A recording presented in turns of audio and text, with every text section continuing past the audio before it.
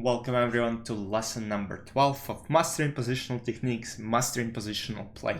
And today we're going to be taking a look at the concept of imbalances.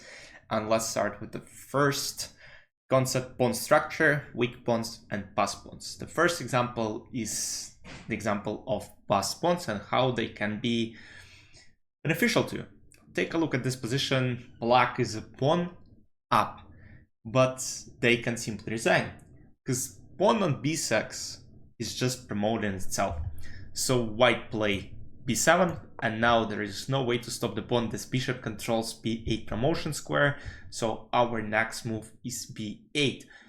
Black tried to go for rook b8, they tried to sacrifice something to maybe get some counterplay with d4 and a6, but it doesn't really help, because after queen c6, queen d8, queen c8, bishop b5, they took queen d8, rook c8, and black resigned. Now let's take a look at the following example, where black have an extremely weak e6 pawn, and all white need to do is put enough pressure on it so this pawn can be taken. So now basically two rooks and queen attack the pawn on e6, but we gotta attack and put extra pressure on it. So white play bishop h3, and now this is an extremely weakened pawn. So black knight knight d8, and now white put another layer of attack on this pawn, knight g5. Once again the pawn is attacked, bishop goes to b8, and now white deliver a beautiful strike f5. Now not only they try to attack e6, g6, they also try to weaken the king on g8. So after g takes f5, bishop f5, there is nothing black can do, they can simply resign. Now let's take a look at the next concept of this lesson, the philosophy of greed. Sometimes you really want to take some pawns, let's say your opponent attacks you, and you kind of feel more relief when when it's not like full-blown attack on you, but when your opponent have pressure but you have something in exchange, it still feels better when, let's say, the position is equal and you have nothing for it in exchange. So take a look at the following position.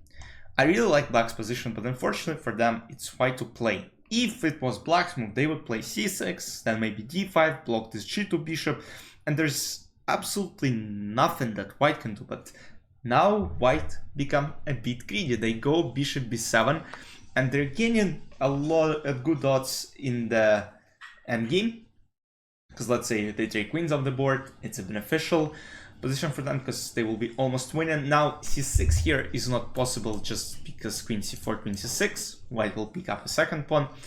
So here black go king h8, and after bishop g2, white resets the position. Yes, potentially there is still some pressure black can put on white.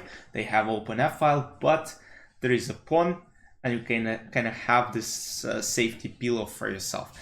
Now let's get to the next example. Control of a key file route for the rooks. So it's white to play, and what are some of the options that come to your mind? So here black really want to go rook e8 and probably trade as many pieces as they possibly can on e file. White play bishop c6. Now it's a double result game. Either white will win or white will draw. There is no other result possible.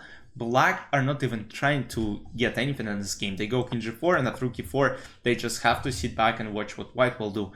But of course you would prefer to play this position with white pieces just because they have more activity, and I don't think anybody would love themselves to be in the black's shoes here. Now let's take a look at the next example. Control of a whole weak square. Take a look at this position. White just have a lot more space than black do. They really enjoyed the position. Black's bishop is just terrible. It looks like another pawn on the board.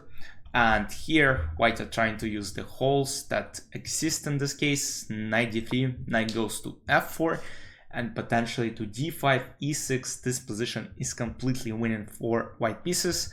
I'm not sure if black even can create any counterplay, only some d5, it takes d5, bishop d6, but that's about it. White just are crushing here. Now let's take a look how king safety might be important in certain cases. Let's go. King safety is something that we should definitely talk about, because sometimes, let's say the king is uncastled, your opponent's pieces are active, you might get in trouble. And in this case, black got in a lot of trouble. I assume it was some sort of Caracan, and yes, black didn't manage to be proactive to castle short very early, and here white delivered the final blow, knight f7. The position is completely lost for black pieces. Now king f7, and there is a forced checkmate in 3 moves: queen f6, king g6, bishop d3, king h5, queen h3, checkmate. Now let's take a look at different examples of this imbalances. Let's take a look at the following position. What is the worst piece on this chessboard for white? And what do you think is the best piece for black here? So I'll give you a couple of seconds before I'm talking this nonsense. So here, the worst piece white have is of course this absolutely dumb bishop on b2, which is eyeing our own d4 pawn.